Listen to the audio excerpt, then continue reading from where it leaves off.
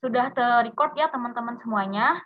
Dan untuk jaga-jaga, saya akan jadiin co-host. Teh Arin ya? Teh Arin bisa nggak? Teh Arin bisa nggak? Atau siapa yang di sini mau jadi host, takut nanti ada kendala jaringan atau lain macam sebagainya untuk jaga-jaga. Jaringannya kurang stabil ya dah. Oh, ada yang bersedia teman-teman semuanya?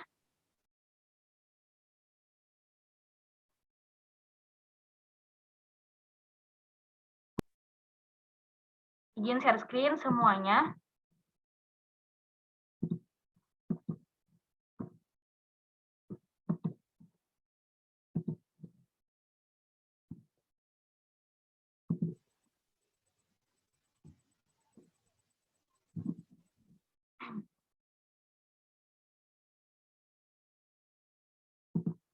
Sudah terlihat teman-teman? Belum, Teh. Belum. Siap. Ini masih OTW ya.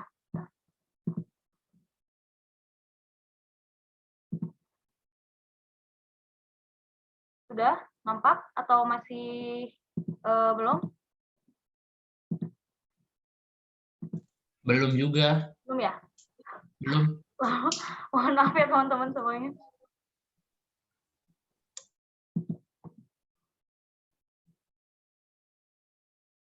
Pause ya.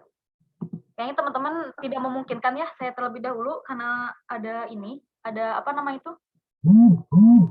Nggak begitu jelas, saya kirim dulu di chat. Ada yang mau pertama dulu nggak untuk mengisi ini dulu, untuk mengisi apa nama itu sambil saya mau ngirimin file dulu ke grup. Ada yang mau pertama dulu, silakan teman-teman. Jadi yang dalil ini, mohon maaf, untuk generalisasi, untuk minggu ini kita akan ngebahas dulu dari 3 orang. Nah setelah itu kita akan menyelesaikan dari yang dalil. Siapkan ya yang dalil yang belum presentasi, karena saya juga kasihan ke teman-teman yang belum presentasi mengenai dalil. Atau sambil nunggu, mau ada yang presentasi dalil terlebih dahulu nggak? Mungkin dalil dulu aja, Teh. Boleh, boleh. Untuk beberapa orang. Boleh, yang dalil yang belum, semuanya dipresentasiin sekarang aja ya, biar beres. Supaya beres, teman-teman semuanya. Bagaimana kalau begitu? Boleh dah. Oke. Silakan yang pertama untuk di raise hand biar bisa di share screen materinya teman-teman. Silakan untuk raise hand yang pertama karena kurang lebih tinggal 7 orang lagi ya. Iya, ada 7 lagi. Ya, silakan. Yang pertama saya belum melihat ada yang raise hand di sini. Nah, di sini udah ada yang ngirim ya, Teh Nurul Fajaria. Terima kasih Teh Nurul sudah mengirimkan list nama-nama yang belum. Ada Kang Ari, Teh Wayan, Kang Robi, Kang Iqbal, Teh Rina, dan Teh Yulita. Silakan teman-teman yang sudah disebut namanya tadi, ada yang ingin presentasi duluan, silakan. Dari Teh Ari, Teh Wayan, Kang Ari, Teh Wayan, Kang Robi, Kang Iqbal, Teh Rina, sama Teh Yulita. Silakan teman-teman semuanya.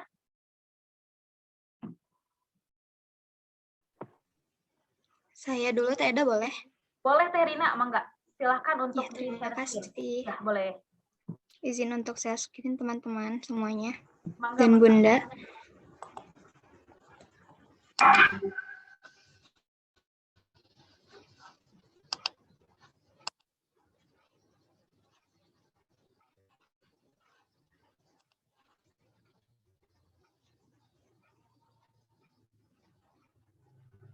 Apakah sudah ada? On proses, Teh Rina.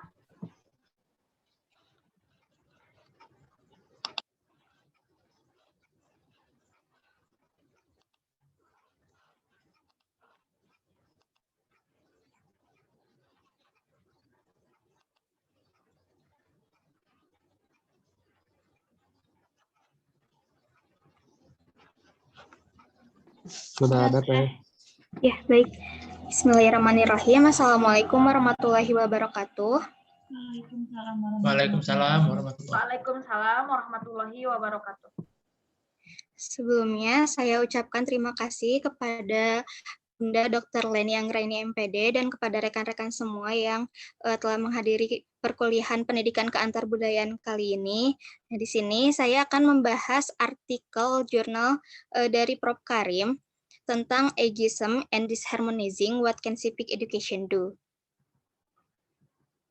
Di sini sebelumnya saya memohon maaf untuk presentasi kelebihan dan kekurangan serta dalil dari artikel ini karena mungkin masih banyak kekurangan yang akan saya sampaikan. Oleh karena itu kita di sini bersama-sama untuk berdiskusi. Nah, di sini saya mengambil artikel yang ditulis oleh Ibu Yasnita, Profesor Dr. Karim Suryadi MSI, Profesor Dr. Dasim Budimansyah MSI, dan Profesor Udin S. Winata Putra. Di sini institusinya dari Universitas Pendidikan Indonesia, lalu penerbitnya dari Jurnal Universitas Penelitian Pendidikan, dan dengan doi-nya sebagaimana tercantum di dalam PPT. Lalu di sini saya akan menyampaikan kelebihan dari artikel ini. Yang pertama, tujuan dari artikel ini mudah dipahami sehingga memudahkan pembaca untuk menarik suatu kesimpulan dari artikel ini, di mana di dalam abstrak sudah tercantum secara jelas apa saja yang disajikan terkait dengan permasalahan dari artikel ini, tujuannya apa, metode hingga hasil penelitian dari artikel ini, sebagaimana dijelaskan tentang ageism dan disharmonizing antara perselisihan antara atau perbedaan antara lansia dengan anak muda pada zaman sekarang ini.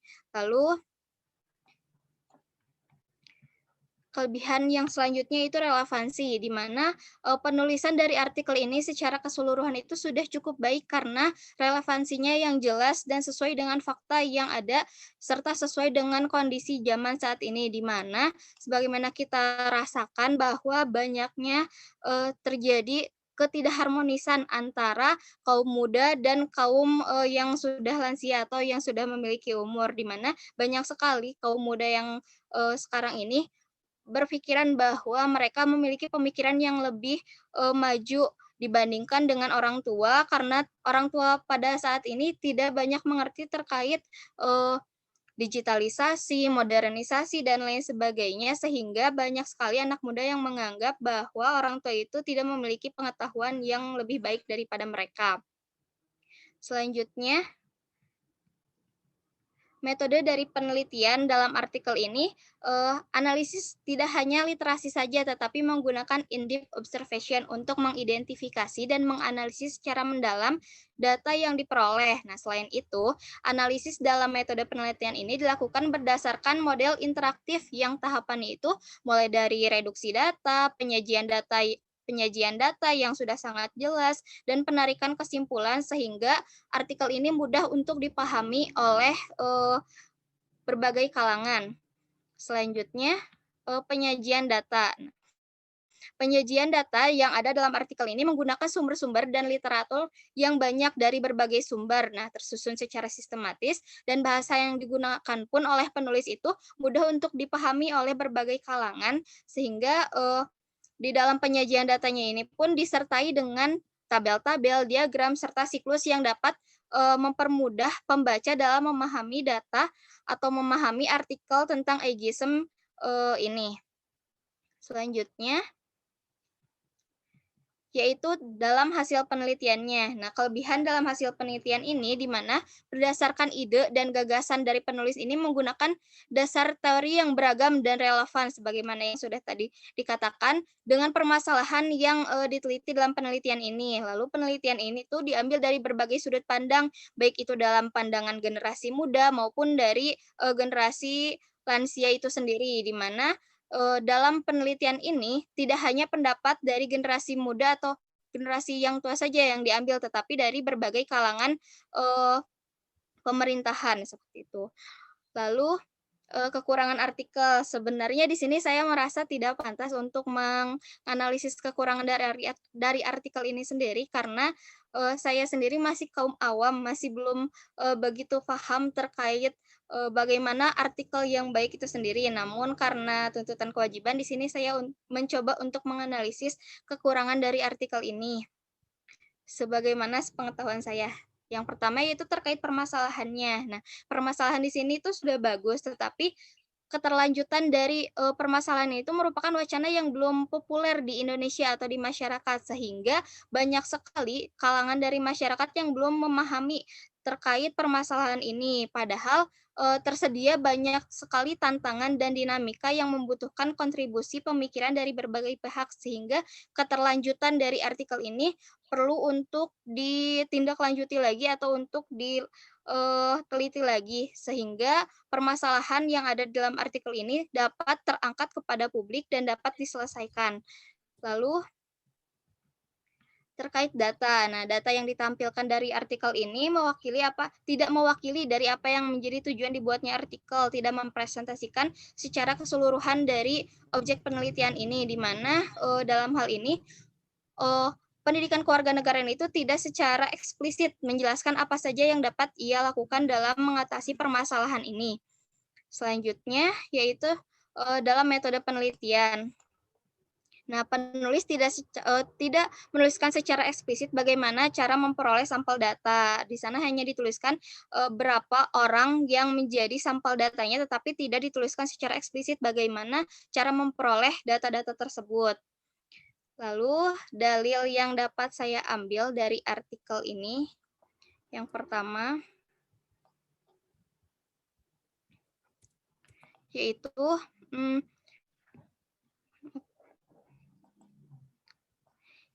dimulai dari sebuah tempat yang sederhana, dekat dengan rumah kita, tempat di mana pria dan wanita, orang tua serta anak-anak dapat perlakuan yang sama, kesempatan yang sama, kehormatan yang sama tanpa adanya diskriminasi. Nah, dari sini kita dapat mengambil kesimpulan bahwa dimulai dari rumah kita sendiri, dimulai dari tempat tinggal kita sendiri, kita harus menghormati satu sama lain, tidak membeda-bedakan usia, tidak membedakan golongan, jenis, dan lain sebagainya. Lalu, selama pendidikan masih berjalan, maka selama itu pula tidak boleh adanya diskriminasi dalam bentuk apapun, entah itu dalam bentuk ras, golongan, usia, dan lain sebagainya.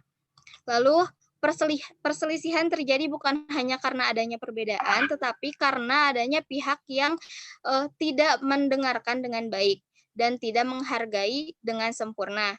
Terima kasih atas perhatiannya. Mohon maaf atas segala kekurangan. Sekian yang dapat saya sampaikan. Wassalamualaikum warahmatullahi wabarakatuh. Saya kembalikan lagi kepada Teh Eda. Waalaikumsalam warahmatullahi wabarakatuh. Terima kasih banyak, Herina, atas penyampaian dalil dari artikel yang mengenai ageism ya. Baik teman-teman semuanya, apakah di sini ada hal-hal yang ingin ditanggapi atau hal-hal yang ingin disampaikan? Saya persilakan teman-teman. Kalau ada silakan di raise hand ya, biar saya bisa ngelihat perkembangan dari Zoom siapa yang akan menyampaikan argumen. Silakan. Saya lihat masih pada diem ya, kayaknya tidak ada ya. Atau mau dilanjutkan dengan presentasi selanjutnya? Saya persilakan ke presenter selanjutnya, silakan. Dari siapa dulu nih? Antara Kang Ari, Teh Wayan, Kang Robi, Kang Iqbal, dan Teh Yulita, silakan. Boleh Teh, aku Teh. Siapa? Oh, Kang Iqbal. Boleh Kang Iqbal, silakan. Ya, silakan. Sebentar ya Teh.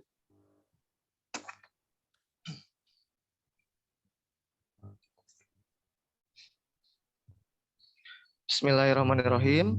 Assalamualaikum warahmatullahi wabarakatuh. Waalaikumsalam warahmatullahi wabarakatuh. Ya, selamat pagi untuk semuanya. Terima kasih untuk waktunya dari Ibu Moderator, Ibu Eda. Juga terima kasih kepada Ibu Leni yang sudah memberikan waktunya kepada saya. Semoga kita semua dalam keadaan sehat. Amin ya Allah. Nah, hari ini saya akan mempresentasikan dari jurnalnya Prof. Karim yang berjudul A Critique on Youth Government Collaboration in Bandung City. Dengan doi-nya ini sudah ada dan sudah ada di bawahnya. Langsung saja kelebihan informasinya yang saya baca. Saya senang sekali membaca jurnal ini, di mana saya mendapatkan banyak sekali wawasan di sini ya, informasi. Yang pertama konsep terkait citizen power di Kota Bandung. Dalam profesi retorika kebutuhan modalitas, oleh karena itu pemuda dianggap penting dalam memiliki potensi tumbuhnya etos kewarganegaraan. Tidak hanya dari segi potensi biologisnya, tetapi juga sebagai identitas sosial. Catatan sejarah dan impiannya, pemuda diharapkan menjadi kelompok solidaritas dan berperan sebagai agen perubahan sosial. Itu yang saya dapatkan informasinya dari jurnalnya Prof. Karim, yang pertama. Yang kedua, adanya menunjukkan data organisasi OKP di Kota Bandung. Kurang lebih, saya baru tahu ada 170 komunitas di Kota Bandung dengan sifatnya yang sporadis. Tidak menutup kemungkinan juga 170 ini juga akan bertambah komunitasnya. Ini menunjukkan bahwa masyarakat Kota Bandung memandang keberagaman komunitas yang berkembang di Kota Bandung sebagai ciri solidaritas dan interaksi sosial yang tinggi dari para pemuda. Jika fenomena ini terus dipertahankan, maka akan menghasilkan tren positif bagi budaya partisipasi pemuda di Kota Bandung. Ini sebagai saya mendapatkan informasi ini juga, di Kota Bandung ada nih 170 komunitas yang di mana komunitas tersebut harus terus istilahnya kalau bahasa Sunda itu dihiap gitu ya oleh pemerintah. Yang ketiga, adanya atrofi politik yang terjadi. Masalahnya di sini dijelaskan dalam jurnal ini sifat politik pada masa muda di mana politik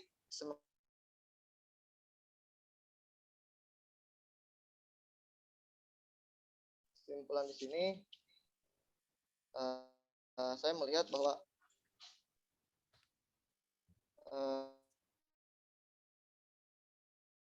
jurnal kompleks ya mengenai komunitas-komunitas di Kota Bandung, yang dimana mungkin harus adanya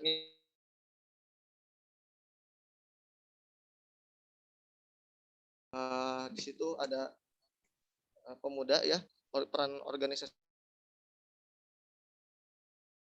timbulnya sinergi antara komunitas satu dengan pemerintah, agarnya tidak adanya gap gitu.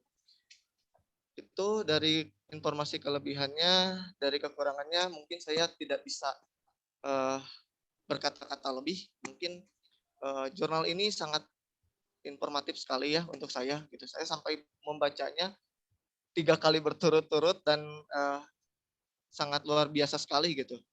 Dan kekurangannya mungkin ini bagi diri saya pribadi, adanya kosakata yang membuat saya bingung, yaitu visa avis. Saya sampai mencari di kamus-kamus gitu ya, ini arti mengenai visa avis.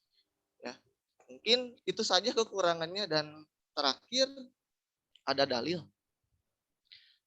Dalilnya, kebenaran bukan tentang upaya membangun citra sebagai penyelamat, melainkan bagaimana masyarakat yang menaruh harapan yang sangat tinggi pada pelaksanaan kebijakan untuk mengatasi permasalahan pada masyarakat. Yang kedua, kita pasti memiliki kekurangan dan hal-hal yang mungkin jadi masalah bagi orang lain. Tapi apapun itu, yang penting kita tidak berhenti belajar, bukan untuk mengejar kata sempurna, tetapi untuk menjadi versi terbaik dari diri kita.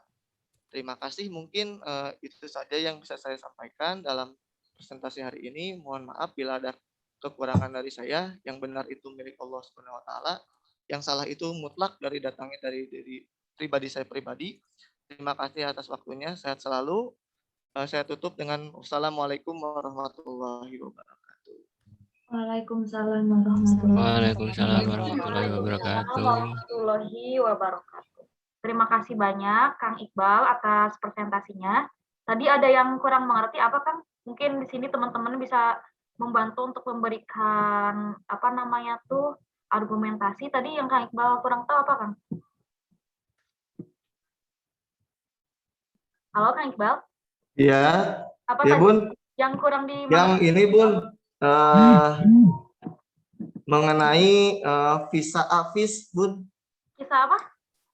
Visa avis ada di jurnalnya Prof. Karim, itu bahasa Latin kalau tidak salah, bahasa Inggris gitu.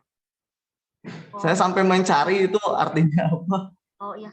Judul tentang artikelnya diulang lagi kan, mungkin siapa tahu teman-teman yang sudah membuat dalil mengenai itu ada yang tahu, bisa di-share informasinya di sini ya teman-teman. Ya, judulnya Ya, itu biar artikelnya apa, Kang?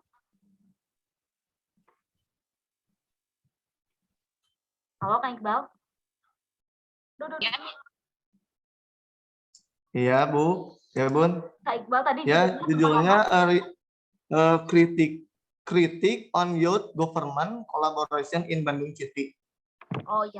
Ada yang Ya. tentang judul itu enggak dari teman-teman semua di sini? Ada yang sama? Kalau ada yang sama boleh di ini ya, di raise hand atau Dibantuin ya, berdiskusi. open mic silakan. Di open mic ya. Ada nggak yang mengenai itu, kajian itu? Ada nggak? Nggak ada dari semuanya. Itu di luar dari ini ya, Kang? Di luar dari yang artikel yang ditentukan ya? Sepertinya ya judulnya. Ini saya dari Teh Wayan ya. Teh Wayan juga, kalau tidak salah kami juga ini judulnya. Oh, Teh Wayan juga sama judulnya tentang itu. Ya. Ya udah, berarti kita nanti akan menyimak ya presentasi dari Teh Wayan. Kebetulan juga Teh Wayan belum menyampaikan dalil dari critical theory tersebut. Karena kebetulan saya mengkajinya bukan tentang itu juga sih, Kang. Ya, mohon maaf keterbatasan pengetahuan saya, Kang. Baik, Ya, nanti ini akan jadi PR buat kajian kita semua ya di presentasinya Teh Wayan. Silakan untuk Teh Yulita ya, tadi sudah menghubungi saya, sudah siap. Dan dibantu sama Teh Nurul Fajariah untuk share screen materinya. Silakan Teh Nurul, mohon dibantu untuk share screen.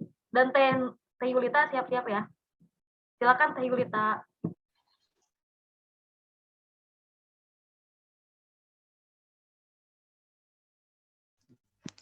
Sudah ada belum dah?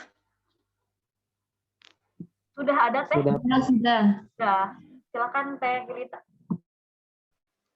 Baiklah, Assalamualaikum warahmatullahi wabarakatuh. Waalaikumsalam warahmatullahi wabarakatuh. Baiklah, saya akan mempresentasikan artikel dari Prof. Karim mengenai Cybermetric Analysis of Indonesia Official Politician Tweet. Saya menemukan kelebihan di artikel ini, yaitu Twitter dan politik Twitter. Yang pertama, untuk melihat topik apa yang sedang tren saat ini. Yang kedua, untuk menemukan dan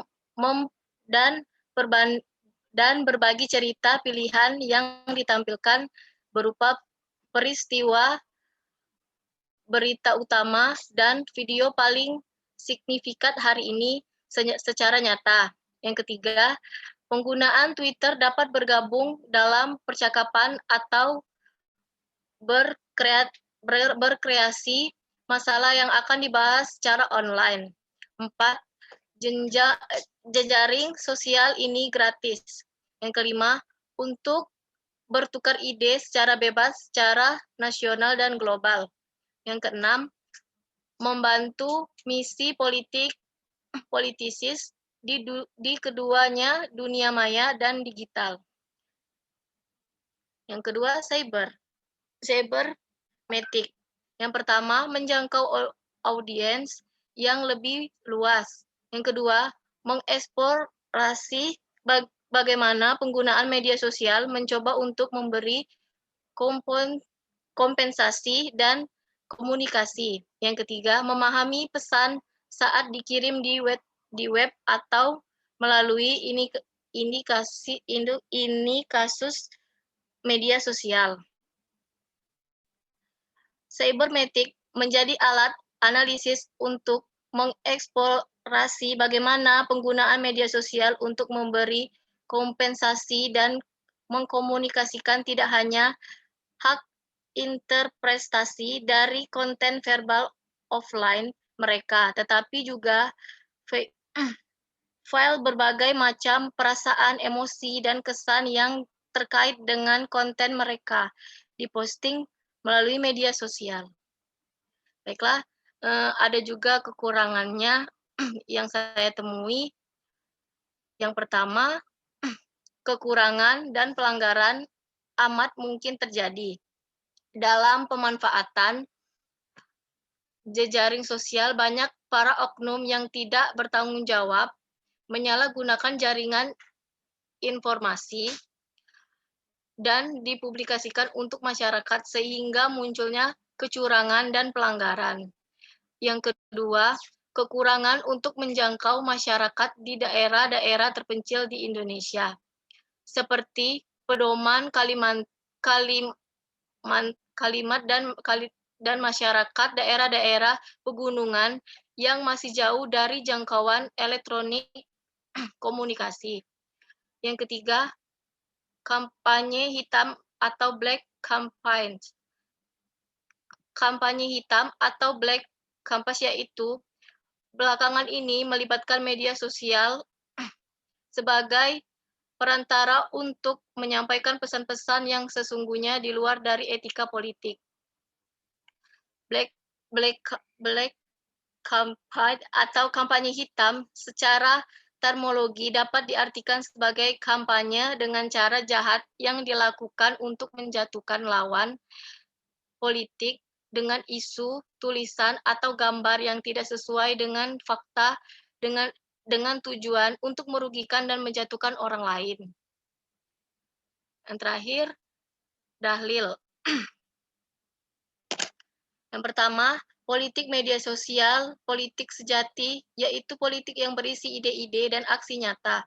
Yang kedua, media sosial tidak cocok untuk politisi atau kosong, hanya bagi mereka yang punya kemampuan berpikir dan berdialektika.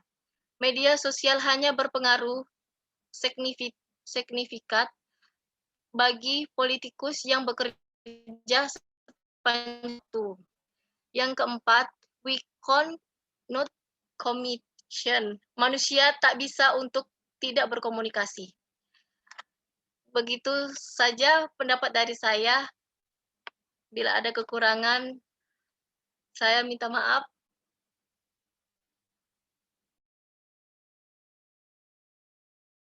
Ya, terima kasih banyak Teh Yulita atas penyampaiannya. Baik teman-teman semuanya, untuk mengefektifkan waktu, saya persilakan untuk presenter selanjutnya, silakan untuk di raise hand ya, terutama untuk teman-teman semuanya yang belum sama sekali menyampaikan dalil, jadi minggu ini terakhir penyampaian dalil. Kang Ari udah buka mic ya?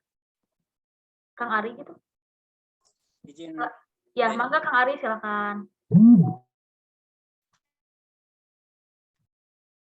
Baik, terima kasih Teh Eda atas kesempatan yang diberikan. Assalamualaikum warahmatullahi wabarakatuh. Waalaikumsalam warahmatullahi wabarakatuh. Izinkan saya untuk menjelaskan hasil analisis saya, kalau ini layak disebut hasil analisis, mengenai artikel yang ditulis oleh Prof. Karim Suryadi bersama Muhammad Yunus Maulana. Nah, sebelumnya saya ingin memohon maaf, barangkali hasil bacaan saya, hasil penelaahan saya itu kurang tepat, sehingga membutuhkan koreksi balik dari rekan-rekan sekalian dan Bunda Leni.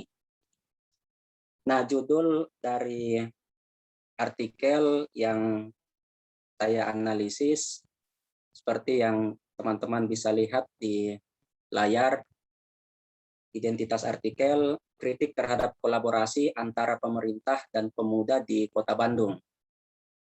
Artikel ini ditulis oleh Prof. Karim Suryadi bersama Muhammad Yunus Maulana. Nah, pertama saya ingin menjelaskan dalil yang saya temukan di artikel tersebut. Partisipasi dan kolaborasi adalah kekuatan. Tanpa keduanya, demokrasi hanya akan menjelma panoptikon dan tokenisme. Yang kedua, etos kewarganegaraan adalah pilar pemerintahan. Pemuda adalah kelas sosial yang paling potensial memiliki etos kewarganegaraan. Karena itu, pemerintahan yang baik adalah yang membuka ruang kontributif dan partisipatif kepada pemuda. Yang ketiga, absennya trust, terutama di kalangan pemuda, menyebabkan melambatnya dan memburuknya upaya demokratisasi. Hal ini berdampak buruk karena berkaitan dengan regenerasi kepemimpinan dan kenegarawanan. Nah, inilah dalil yang saya temukan di artikel tersebut. Sebetulnya ada banyak dalil yang lain, tetapi sudah diambil oleh penyaji-penyaji sebelumnya yang juga mengangkat atau mengambil artikel tentang ini.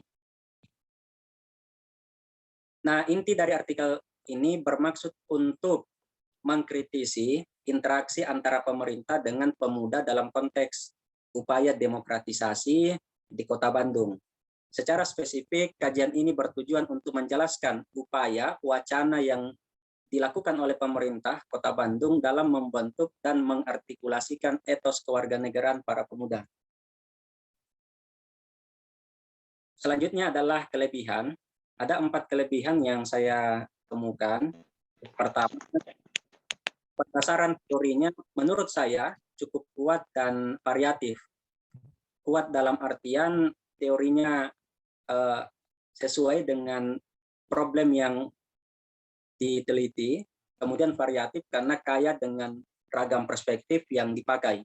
Misalnya dengan meminjam teori partisipasinya Ernst, Wong, Parker, kemudian teori etos kewarganegaranya Kennedy, teori civil society-nya Schmetter, panopticism-nya Foucault, kemudian yang terakhir adalah membawa istilah tokenisme yang sebetulnya lebih populer di dalam kajian psikologi ke dalam kajian sosial politik. Karena istilah tokenisme ini kalau dalam apa yang saya cari, apa yang saya telusuri, ini lebih banyak dipakai oleh teman-teman psikologi. Tapi oleh Prof. Karim dan Agung Maulana itu di bawah ke kajian sosial politik. Yang kedua, menyertakan referensi yang konteks dan mengangkat permasalahan yang relevan dengan kebutuhan abad 21. Kita tahu abad 21 itu memerlukan keterampilan kreativitas, keterampilan kolaborasi, keterampilan berpikir kritis, dan saya kira artikel ini mengangkat persoalan itu, menyangkut kolaborasi antara pemerintah dengan pemuda. Yang ketiga, penulisannya teratur dan sesuai dengan kaidah penulisan artikel ilmiah. Kata yang digunakan juga dalam jurnal ini bersifat baku, efektif, dan sesuai dengan ejaan bahasa Indonesia atau yang dulu dikenal dengan ejaan yang disempurnakan. Kemudian yang keempat, hasil penelitian cukup kontributif dalam mengidentifikasi atau mendiagnosis problem kolaborasi antara pemerintah dan pemuda di Kota Bandung. Nah, berikut saya akan tampilkan problem kolaborasi yang dijelaskan di dalam artikel tersebut. Problem kolaborasi di dalam artikel ini menurut penulis itu ia sebut dengan panoptikon. Panoptikon ini adalah teori yang sebetulnya ditemukan oleh Bentham, tapi itu ia pakai dalam kajian arsitektur di Inggris, lalu dibawa ke kajian politik oleh Foucault, yang untuk menjelaskan tentang bagaimana selaput kekuasaan itu atau hegemoni bekerja di dalam wacana, di dalam interaksi yang tumbuh di masyarakat. Tapi karena penelitian ini melihat relasi antara pemuda dengan pemerintah, maka panoptikon yang dimaksud ini adalah bagaimana relasi yang hegemonik antara pemerintah kepada pemuda. Nah, ini yang saya temukan. Kemudian yang kedua juga menjelaskan tentang penyakit partisipasi. Kalau yang awal tadi tentang kolaborasi yang lebih melihat bagaimana pemerintah membuka ruang kepada pemuda. Nah, yang kedua ini melihat tentang bagaimana pemuda berkontribusi, berperan. Nah, peneliti menemukan bahwa ada satu penyakit partisipatif yang dialami oleh pemuda di Kota Bandung, yang ia sebut dengan tokenisme. Tokenisme ini berisi 3 hal. Pertama adalah egosentris. Ada kecenderungan bahwa pemuda di Kota Bandung itu masih sektarian, masih mengangkat ego-ego bendera, barangkali organisasinya, komunitasnya, perkumpulannya, atau lingkaran lingkarannya saja. Yang kedua, ada juga messianic syndrome atau perasaan paling berkontribusi, perasaan paling bekerja, perasaan paling layak untuk terlibat. Nah, ini menurut peneliti ini adalah penyakit partisipasi yang dialami pemuda yang kedua, yaitu merasa paling hero, menjadi pahlawan. Yang ketiga adalah atrofi politik atau apatisme atau sinisme sebagian pemuda terhadap aktivitas pemerintahan. Jadi ada kecenderungan juga di kalangan pemuda tidak mau berpartisipasi karena merasa sinis atau apatis terhadap situasi sosial, situasi politik, situasi ekonomi di Kota Bandung. Nah, inilah 3 bentuk tokenisme yang diidentifikasi oleh penulis. Nah, penulis juga menyertakan di akhir apa upaya atau solusi untuk menjawab penyakit partisipasi tersebut. Yang pertama, penguatan lembaga. Yang kedua, pengembangan kemandirian ekonomi agar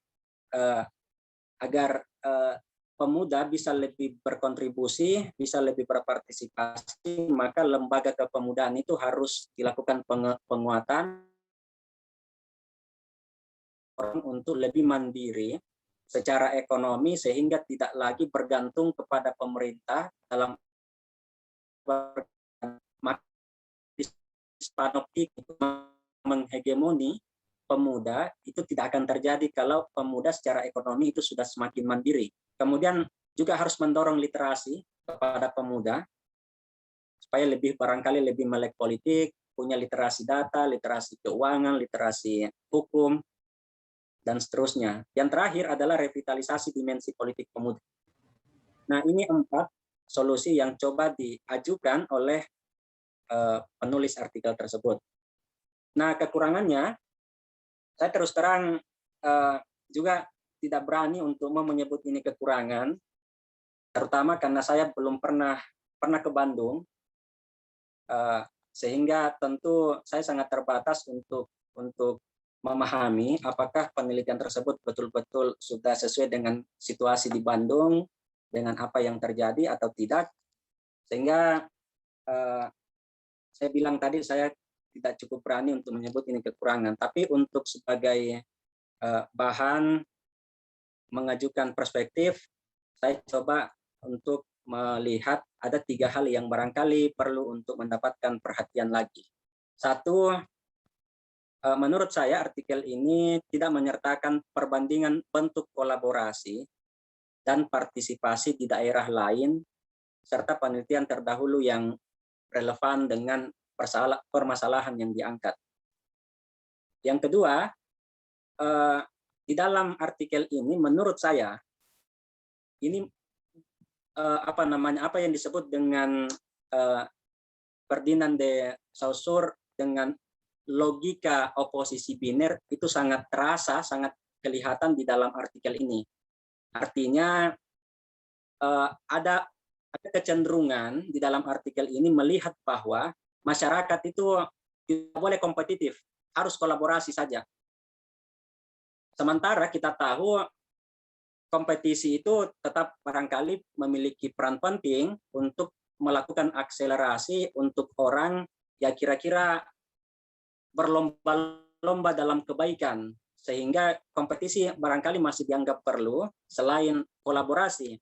Tetapi di artikel ini saya melihat antara kolaborasi dan kompetisi itu diperhadapkan secara vis a vis yang tadi dikatakan oleh kawan Iqbal, secara berhadapan, oposisi biner, secara berlawanan. Yang ketiga, menurut saya pendasaran teorinya sekalipun kuat, variatif, tapi menurut saya kurang lengkap. Misalnya teori masyarakat kolaboratif tidak disertakan. saya membaca berkali-kali dan saya tidak menemukan masyarakat kolaboratif itu disebutkan. Kemudian yang kedua, teori tentang good governance, tata kelola pemerintahan yang baik, juga saya tidak temukan, padahal kita tahu kolaborasi antara masyarakat dengan pemerintah itu bagian dari bentuk tata kelola pemerintahan yang baik. Tapi saya tidak menemukan teori ini dimasukkan di dalam artikel tersebut. Yang berikutnya adalah istilah tokenisme yang populer di psikologi tadi. Saya tidak menemukan di artikel ini nama pencetusnya, nama yang mempopulerkan istilah tokenisme ini. Nah, barangkali perlu untuk disebutkan, karena istilah tokenisme ini saya kira menjadi problematis kalau kita tidak bisa menelusuri siapa yang memperkenalkannya, siapa yang mempopulerkannya. Kemudian barangkali akan lebih bagus kalau apa yang tadi dijelaskan dengan problem kolaborasi yang panoptikon itu dalam teorinya Foucault dilengkapi dengan teori hegemoninya Gramsci untuk lebih memperkaya perspektif dalam melihat bagaimana kolaborasi di pemerintah Kota Bandung dan pemuda itu masih belum cukup. Nah, inilah 3 kekurangan yang saya temukan. Barangkali demikian hasil bacaan, hasil analisis saya terhadap artikel tersebut. Kurang dan lebihnya mohon dimaafkan. Di bawah kolong langit tidak ada yang sempurna kecuali Tuhan dan merek rokok, karena itu mohon dikoreksi oleh teman-teman. Faiza azam taqwa Allah. Assalamualaikum warahmatullahi wabarakatuh. Waalaikumsalam warahmatullahi wabarakatuh. Waalaikumsalam warahmatullahi wabarakatuh. Terima kasih banyak Kang Ari atas penyampaiannya. Baik dari teman-teman semuanya, apakah ada hal yang ingin disampaikan atau yang perlu didiskusikan terkait dari pemaparan dalil dari Kang Ari? Saya persilakan teman-teman. Kalaupun tidak ada, kita lanjutkan ke presenter selanjutnya. Yang belum, siapa ya? Silakan untuk di raise hand teman-teman semuanya. Di raise hand. Teh Wayan ada nggak sih? Oh ada ya, Teh Wayan udah siap belum Teh Wayan? Ini itu yang belum tuh berarti Teh Wayan, Kang Robi. Siap, Teh, siap. Oh, udah, ya udah sok Teh Wayan dulu aja kali ya. Silakan Teh Wayan. Baiklah. Terima kasih atas kesempatannya, Teh. Mohon maaf sebelumnya saya off kamera karena dari tadi keluar masuk Zoom terus, walaupun masih off kamera dari tadi. Izin share screen ya bentar.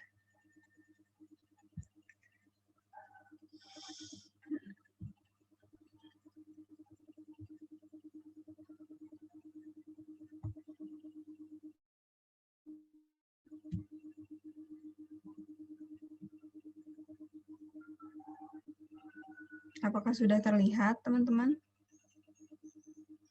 Sudah, Wayan, sudah terlihat. Ya, baiklah. Terima kasih, teman-teman, atas kesempatannya.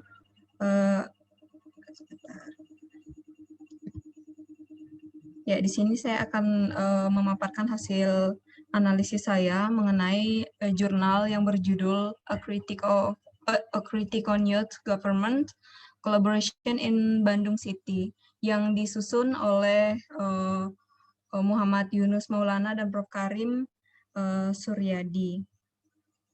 Nah, di sini saya memaparkan beberapa kelebihan-kelebihan dari hasil bacaan saya mengenai artikel ini, yakni yang pertama, menggunakan bahasa yang ringan sehingga memudahkan pembaca untuk memahami isi artikel. Jadi, berdasarkan pandangan pribadi saya, menurut saya bahasa yang digunakan sesuai dengan tata bahasa Inggris yang termasuk mudah dipahami jika dibaca secara langsung ya, sehingga memudahkan pembaca untuk lebih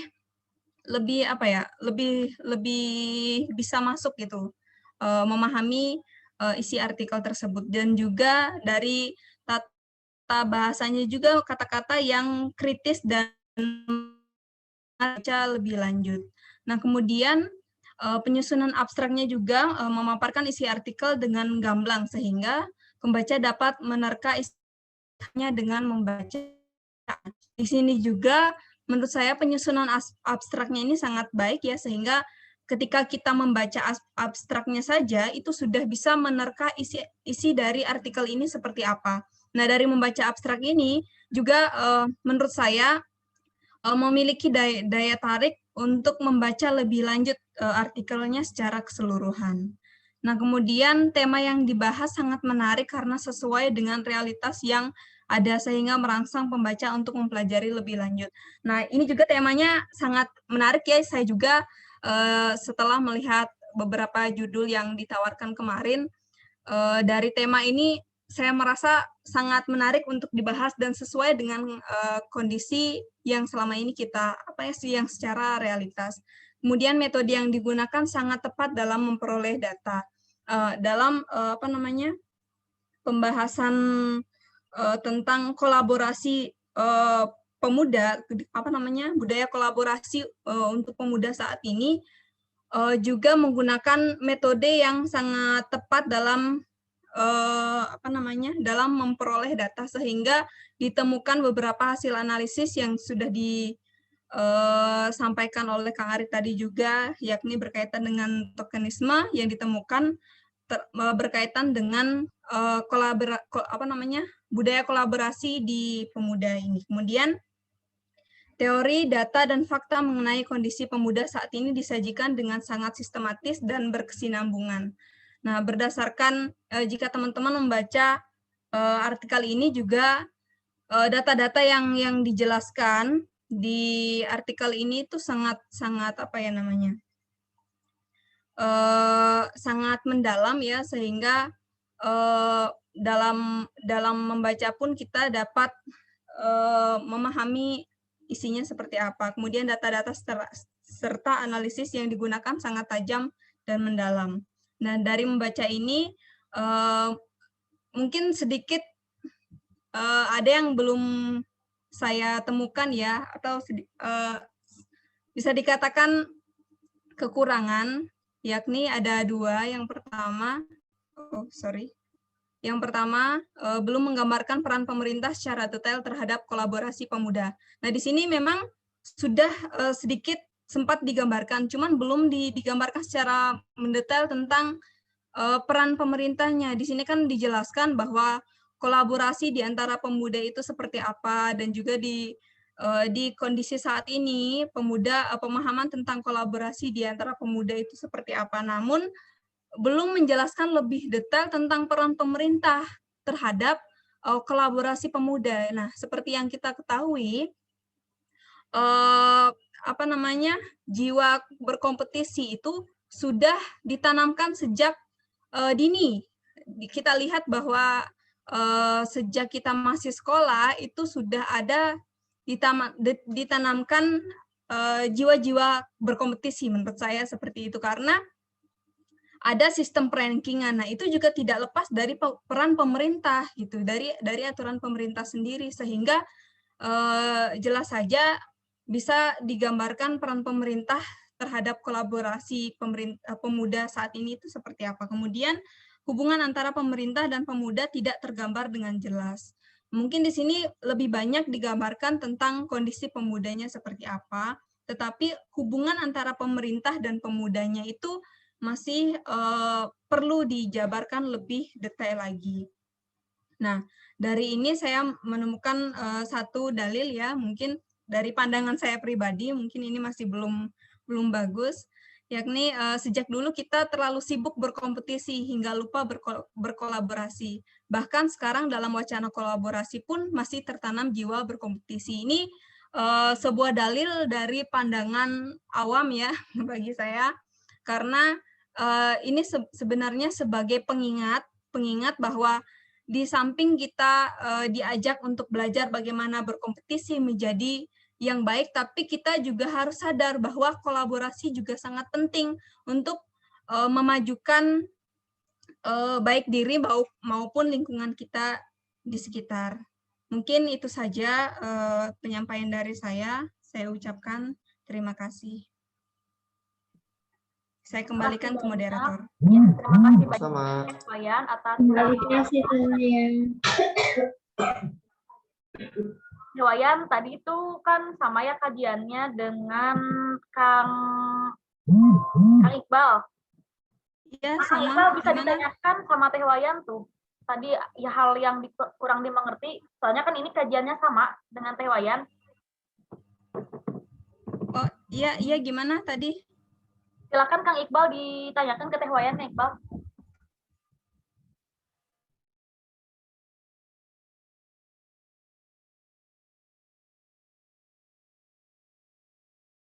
Iqbal. Ya, sebentar Teh. Bun, dibuka dulu. Iya, tadi mau bertanya, ini saya kurang jelas mengenai ada satu kosakata di dalam jurnalnya Prof. Karim, yaitu vis a vis gitu. Vis a vis itu dalam kalau tidak salah bahasa kalau saya lihat ini bahasa Inggris atau bahasa Latin dan artinya apa gitu, kurang begitu tahu saya. Saya nyari-nyari. Maksudnya vis a vis gitu ya? Iya. Kalau saya sebenarnya belum terlalu bagus juga ya bahasa Inggris, masih banyak teman-teman lain seperti TST atau yang lain itu lebih bagus. Tapi menurut saya vis a vis itu maksudnya berhadapan gitu. Oh, Jadi berhadapan ya. kalau disangkut pautkan dengan isi apa namanya Jurnal. itu juga kan dicantumkan tadi ya di jurnal vis a vis. Itu maksudnya yang apa namanya? Sebentar saya cek dulu jurnalnya. Sebentar ya. Mana tadi?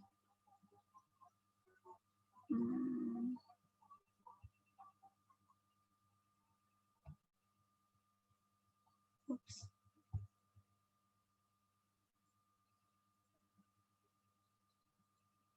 Oh, ini. Jadi yang tunggu sebentar. Nah, jadi ini kan berkaitan dengan interaksi pemerintah berhadapan dengan pemuda gitu. Yang menghadapi pemuda saat ini. Jadi interaksinya itu seperti apa? Berhadapan dengan pemuda. Kalau dari pandangan saya sih seperti itu. Mungkin ada tanggapan dari teman-teman lain yang mungkin atau dari Ibu Leni mungkin bisa menjelaskan sedikit itu maksudnya seperti apa. Kalau dari pandangan saya seperti itu, Kang. Ya, terima kasih Teh.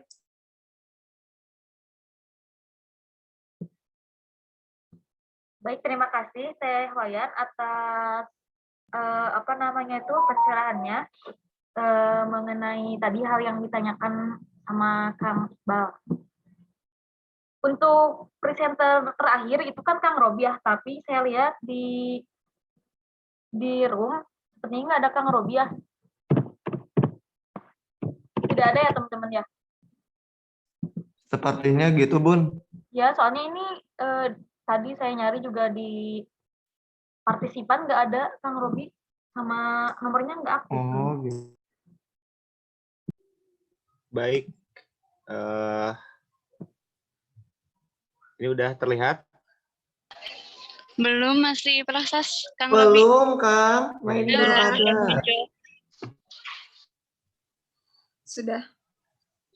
Baik, terima kasih. Assalamualaikum warahmatullahi wabarakatuh. Waalaikumsalam. Sebelumnya saya ingin sampaikan terima kasih untuk Teh Edah yang sudah sangat total begitu mengabari saya ketika saya memang susah dihubungi karena tadi memang ada kendala. Terima kasih juga kepada Teh Nurul, kepada semua teman-teman yang ada di sini atas kesempatannya. Sampai nungguin katanya, terima kasih, mohon maaf atas kekurangan saya mungkin begitu ya. Saya sampaikan juga beberapa hal, saya ingin masuk ke materi, beberapa hal mengenai jurnal yang saya baca, mengenai judulnya itu Critique Youth Government Collaboration in Bandung City Journal. Yang saya temukan dari jurnal tersebut, sisi kelebihannya ya, ada 4 poin begitu. Pertama mengenai judul, selain unik juga terdapat keberanian secara eksplisit yang disampaikan oleh penulis, di mana penulis bertujuan untuk kebaikan juga untuk Kota Bandung.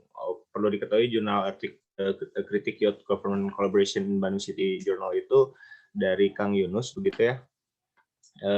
Dan kelebihan yang kedua secara substansi ada kenakalan dalam pemikiran Kang Yunus ini dalam jurnalnya, khususnya ketika dia mempertanyakan apa yang menjadi restriksi antara politik dan generasi muda.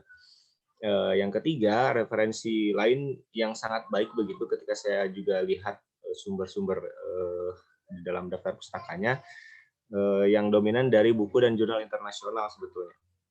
Dan yang terakhir, yang keempat, yang saya temukan adalah kolaborasi, di mana poinnya itu adalah kolaborasi pemerintah dan generasi muda di Kota Bandung secara optimis dapat realisasi ketika kultur politik yang buruk ditinggalkan. Kultur politik yang buruk yang dimaksud dalam jurnal ini adalah money politik, gitu ya.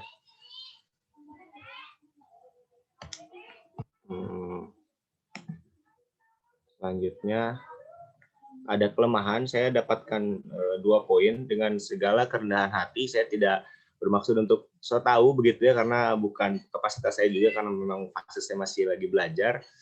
Saya menemukan beberapa kelemahan di sini. Yang pertama, ya semoga tidak menjadi arogansi saya begitu ya, untuk membahas kelemahan. Jadi karena diminta untuk membahas kelemahan, yang pertama metode yang digunakan adalah dengan kajian kritis yang menggunakan analisis wacana kritis. Jadi metodenya itu kajian kritis yang menggunakan analisis wacana kritis dalam sebuah wawancara. Nah, ini saya khawatir ketika pendekatan atau metode seperti ini, unsur subjektivitas akan lebih menonjol dari penulis, apalagi jika pendekatan kualitatif terlalu dominan dari perspektif penulis, begitu.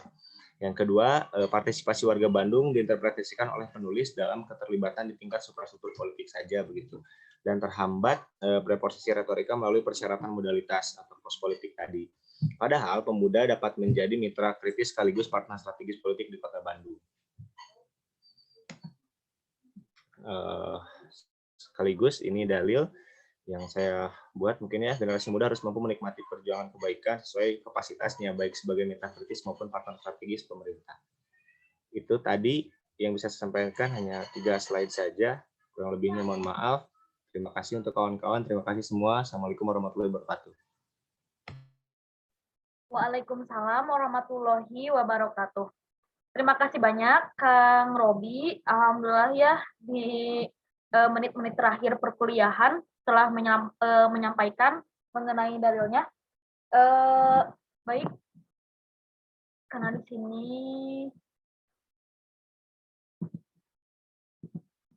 bentar.